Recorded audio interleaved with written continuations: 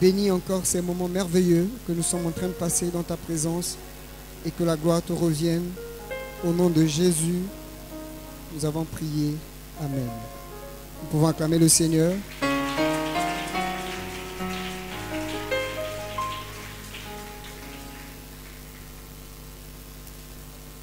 Nous sommes donc à la fin de ce programme de prière et je vais faire simplement un petit résumé par rapport à la journée d'aujourd'hui parce qu'on ne pourra pas faire le résumé de toute la session que nous avons eue depuis le début. Alors, notre texte, c'est dans Matthieu chapitre 25.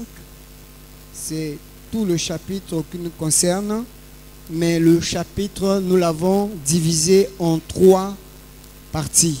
Et ces 3 parties-là vont être pour nous l'enseignement. C'est ce que nous allons retenir. Pourquoi Matthieu 25? Au verset 1er de Matthieu 25, Jésus dit ceci: alors le royaume des cieux ressemblera, ou bien sera semblable à 10 vierges qui, ayant pris leur lampe, allèrent à la rencontre de l'époux. Vous conviendrez avec moi, un chapitre qui commence par « alors » fait suite à ce qui a précédé. Alléluia. Qu'est-ce qui a précédé? Au Matthieu 24, Jésus parle les signes de sa deuxième venue, mais également de la fin du monde. Donc, et quand il a fini de donner les signes, il a parlé d'Israël qui était le figuier qui devait refleurir, comme l'avons vu pendant la semaine.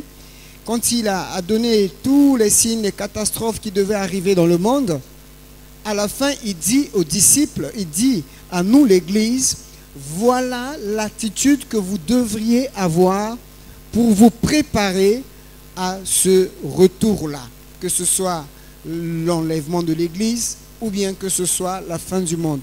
Donc tout le chapitre 25, Jésus-Christ nous donne 3 enseignements sous forme de 3 paraboles. Et ça va être, comme je l'ai dit, notre sujet de base pour la prière. Je ne vais pas enseigner, je vais simplement dégager des idées majeures sur chaque partie. La première partie, donc, comme vous le voyez, au premier verset jusqu'au verset 13, Jésus nous parle de 10 vierges. Ici, il s'agit de nous, toi, en tant qu'homme. Comment est-ce que tu vas te préparer? Il dit, il y avait 10 vierges, 5 étaient sages et 5 étaient folles. La particularité de celles qui étaient sages, c'est qu'elles avaient toujours l'huile pour leur lampe. Dans le livre d'Ecclésiaste, on nous dit, il y a 2 choses qui ne doivent pas te manquer. C'est-à-dire, tes vêtements doivent être en tout temps blanc. Dans Ecclésiaste 9, je crois, on dit que tes vêtements, la première chose qui ne doit pas te manquer, c'est que tes vêtements doivent être en tout temps blanc. Et la deuxième chose, c'est que l'huile ne doit jamais manquer sur ta tête. 2 choses. Vêtements blancs et l'huile qui ne doit jamais manquer sur ta tête.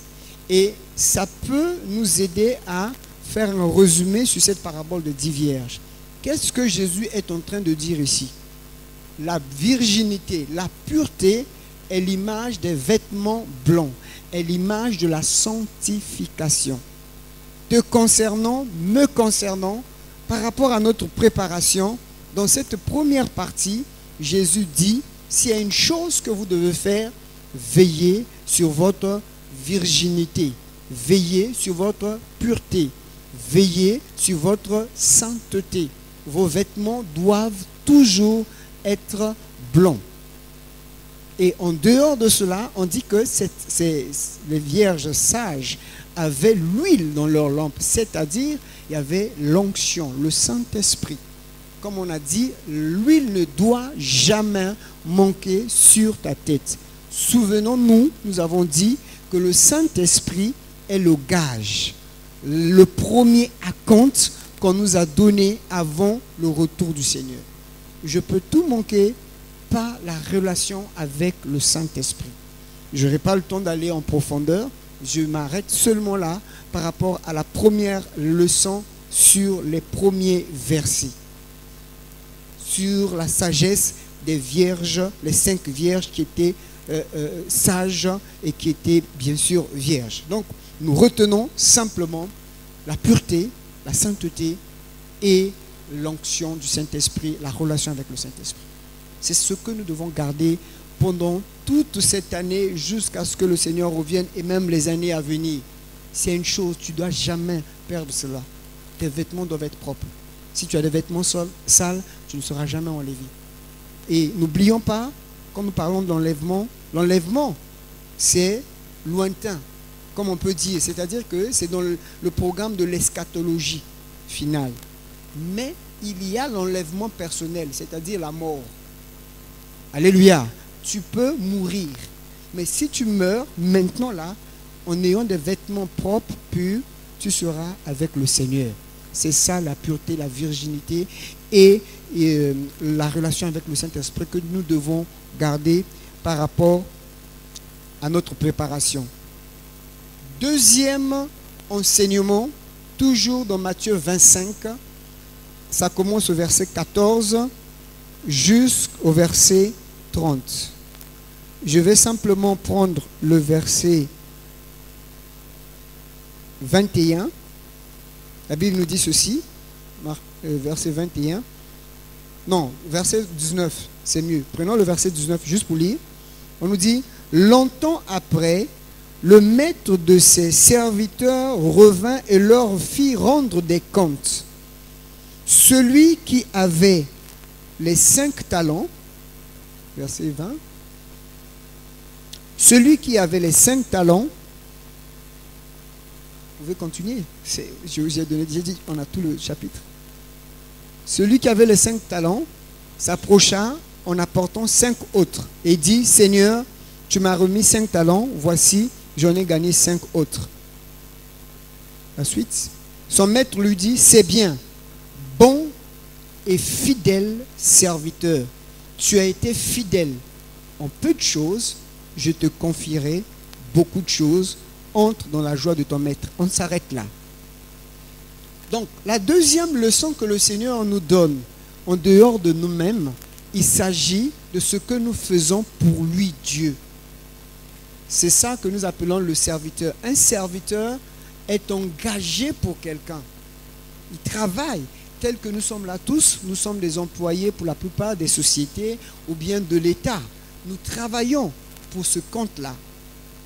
Et la leçon que le Seigneur donne pour la préparation, au-delà du fait que nous avons déjà vu la pureté, la sainteté, la préparation que nous avons vue avec les 10 vierges, il dit, une autre manière pour vous préparer, c'est que vous devez travailler avec l'esprit de rendre compte.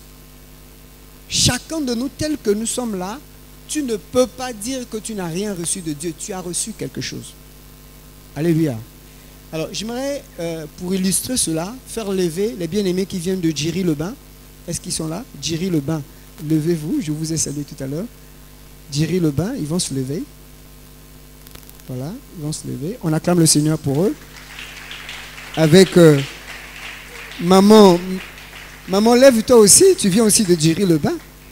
Oui, Katrina, levez-vous, vous êtes de Djiry-le-Bain. Levez-vous. Djiry-le-Bain. Djiry-le-Bain. On acclame le Seigneur, voilà. Merci, asseyez-vous. Regardez, ce couple-là, le couple Edualico, ils sont ici avec nous. Et aujourd'hui, Dieu leur a fait grâce. Ils ont déménagé de là où ils étaient. Ils sont maintenant à Djiry-le-Bain. Ils arrivent là-bas. Ils se rendent compte qu'il y a un besoin. Ils décident de commencer une action évangélique.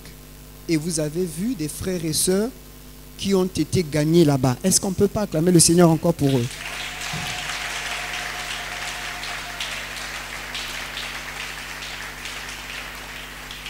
Mais ils ont travaillé avec cet esprit-là. Ce qu'ils ont reçu ici, pendant des années, ce qu'ils ont reçu, ils n'ont pas attendu qu'on dise qu'on va commencer une assemblée, qu'on va commencer une cellule de prière. Eux-mêmes, ils ont commencé à s'organiser. Ils ont pu avoir un synthé. Ils ont pu avoir, je sais pas, un tam-tam. Ils ont même pu avoir de quoi projeter les vidéos que nous avons vues ici, là. Eux aussi, ils ont projeté ça là-bas. On acclame le Seigneur, voyez. Avec les moyens de bord, ils ont été fidèles dans peu de choses. Ils ont fait. Ils ont reçu peu et ils ont donné, ils ont gagné des âmes au Seigneur. Aujourd'hui, leur maison est ouverte à l'évangile. Alléluia. Donc, ils ont reçu. Mais tu vas dire qu'eux, ils ont reçu, ils ont donné. Mais toi aussi, tu as reçu. Alléluia. Chacun de nous, d'une façon ou d'une autre, nous avons reçu. Le Seigneur veut dire ceci. Il y en a à qui j'ai donné 10 talents. Il y en a j'ai donné 5. Il y en a j'ai donné 1. Mais le problème, ce n'est pas forcément le nombre de talents. Le problème, c'est qu'est-ce que tu fais de ce que Dieu t'a donné. Ce que le Seigneur t'a donné, ce n'est pas pour que tu puisses vivre avec ça, que tu sois là, tu te pavanes, tu sois heureux, tu montres, voilà, moi je sors d'une bonne famille, je suis bien éduqué, je parle 3 langues. Non, si tu parles 3 langues, c'est une grâce. Ça veut dire qu'il y a des peuples que tu peux atteindre que les autres ne peuvent pas atteindre.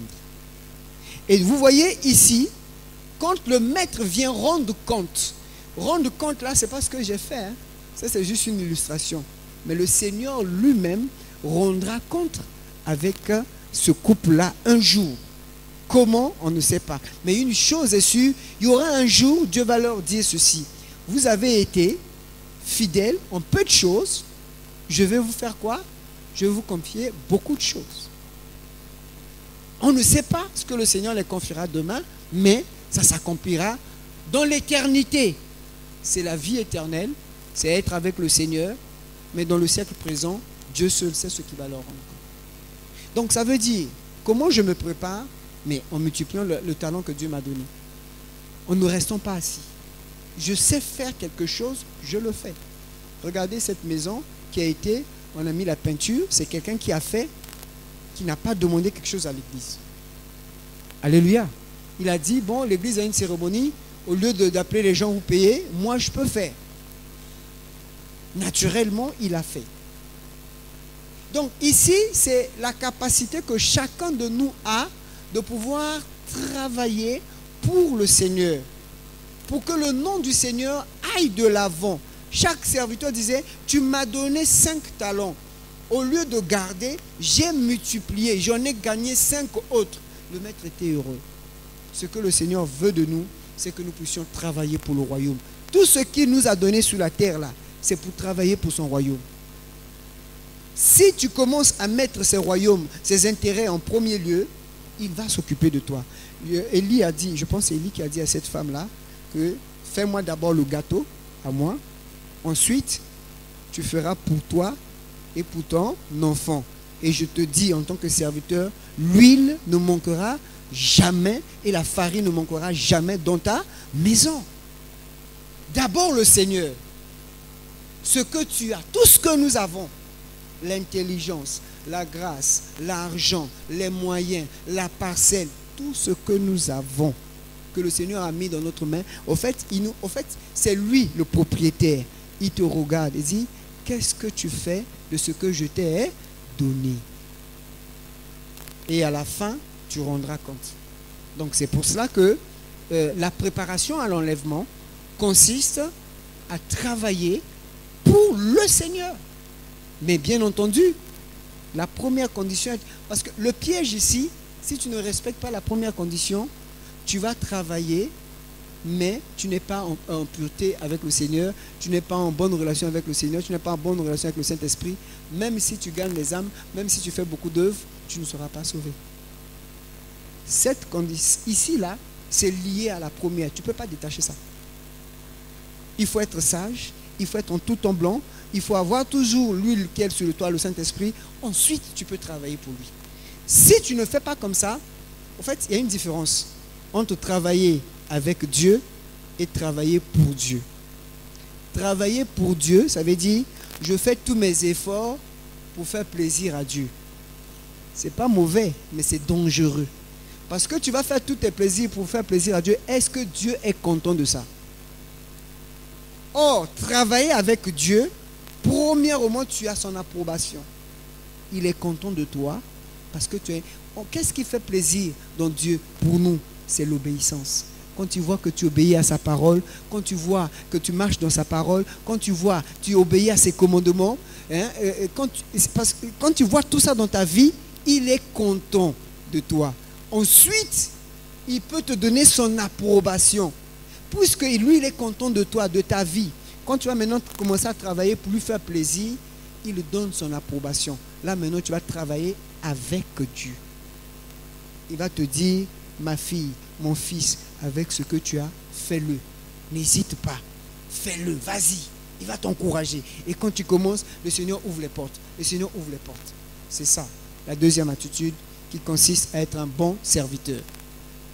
La troisième attitude, qui est la dernière, du verset 31 jusqu'au verset 46, je lis au verset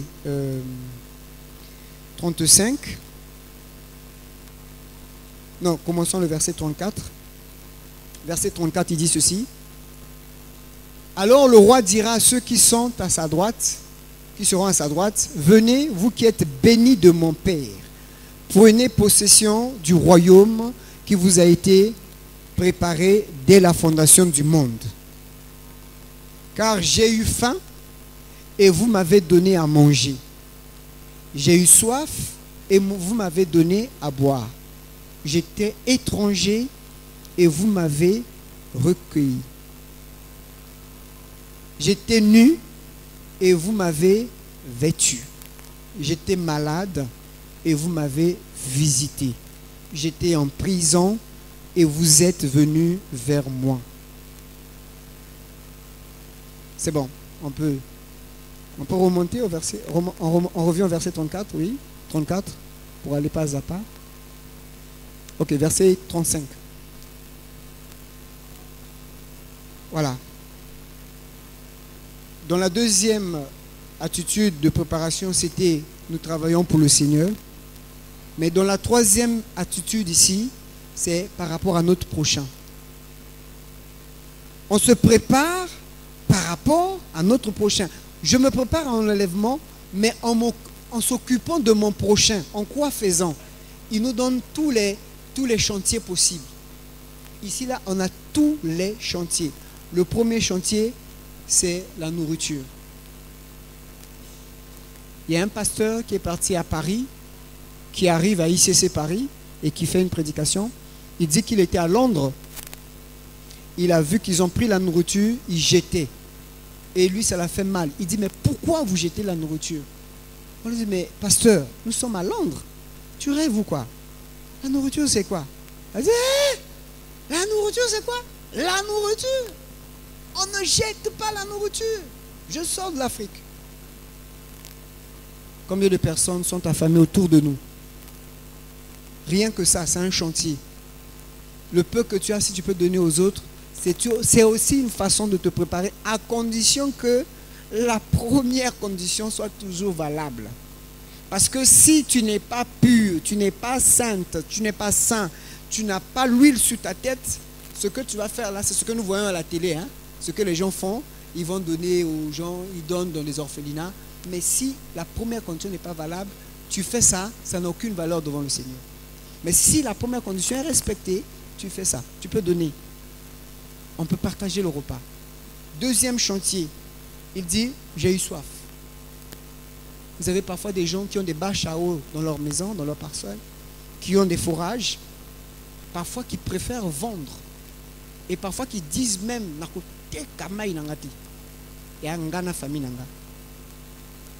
les gens ont soif. Ensuite, troisième chantier, j'étais étranger, vous m'avez recueilli. Bien-aimés, comment est-ce que nous nous comportons vis-à-vis des étrangers? Vous écoutez même les enfants de Dieu parler, tenir des langages qui font très mal par rapport à un étranger. Que tu le veuilles ou pas, tous nous sommes étrangers sur cette terre. Donc, même s'il y a un étranger qui est là parmi nous, nous devons l'aimer, nous devons le chérir. Nous ne devons pas manifester la différence entre un Congolais et un non-Congolais. Ça n'a aucune valeur devant le Seigneur. C'est un chantier. Aimer les étrangers. Ensuite, quatrième chantier,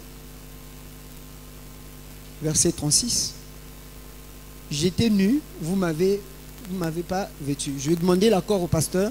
Je pense que cette année, on va faire une action qu'on n'a jamais faite ici. On va collecter les habits et les chaussures, tout ce que les gens ne portent plus. Parce que j'ai remarqué une chose, c'est que la plupart d'entre nous, moi-même aussi je suis compris, on a des habits qu'on ne porte plus. Alléluia. Même les mamans ont des super wax d'antan. Et le super wax, c'est à Kalawana. Et il y a un nangopi. Le super wax, c'est un colope, un maï nango. Mais ma bombe bango na katia ba garde linge ba. Onini, o mokolo okufa ba ça. Donc, on va organiser ici 3 ou 4 journées où on va collecter les habits. Et des gens qui sont nus. Et des habits que vous avez dans vos maisons qui peuvent déjà servir à vos frères et à vos soeurs qui sont ici. Alléluia. Et ces mêmes habits, on peut les envoyer. C'est-à-dire que les habits que tu négliges là, on envoie ça à Boanta. Les gens vont danser. Hein? Les frères étaient là-bas. Ça dit que oh. C'est ce qu'il dit. Par rapport à notre prochain, on peut donner des habits. J'étais malade et vous m'avez visité. Ce que le malade attend de nous, la prière, on peut prier, c'est vrai. On peut donner de l'argent, c'est vrai. Mais la visite, demandez aux médecins, ils vont vous dire. Quand quelqu'un est malade, vous voyez, c'est parce que chez nous ici, quand tu vas à l'hôpital, ça te rend encore plus malade. Normalement, quand tu vas à l'hôpital, déjà les structures d'accueil te donnent déjà une certaine guérison. Bon, ici, nous avons d'abord le problème d'accueil au niveau de l'hôpital, c'est pas bon. Ensuite, à cela, la famille ne vient pas te visiter. Encore la famille, on comprend. Mais tu ajoutes encore la famille chrétienne, ne vient même pas te soutenir. C'est un chantier. Quand on n'a pas vu un frère, une soeur ici, on doit être tourmenté. Tout à l'heure, papa, ils vont me partager qu'il appelait notre papa l'évangéliste. Quand il danse là, il vient là. Il dit, je vois, il a appelé. Mais il était content. Il se retrouve au village parce qu'il a une situation. Mais il était content, très content. Nous devons visiter. Surtout dans le cas des maladies. Mais qu'est-ce que nous aimons faire? On attend que la personne meure après Mac les Prado, les VX. Il n'a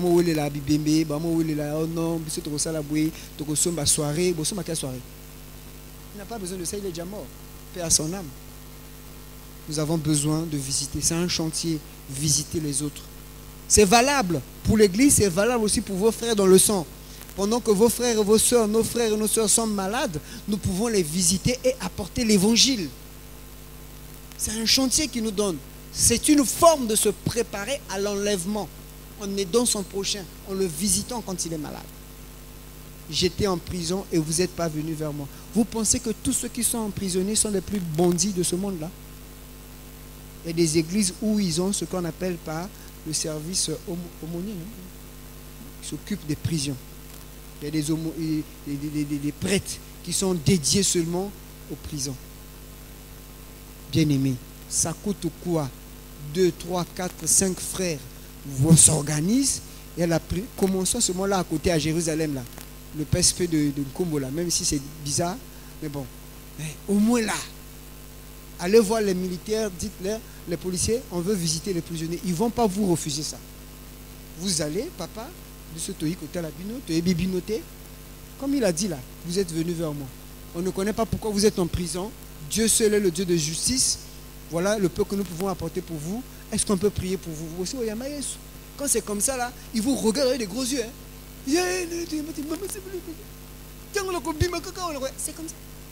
Vous allez gagner des âmes. Quand on finit ici, on va attaquer. On va à Kiberiba. Après Kiberiba, on ne va jamais nous refuser. Au contraire, les policiers là vont vous dire, mais ton Luka Kani bataboete mama bino bozala kawapi. C'est ce qu'ils disent là-bas dans les prisons. Quand vous allez, c'est ce qu'ils disent. Ton Luka bataboe batango va comment ce soir.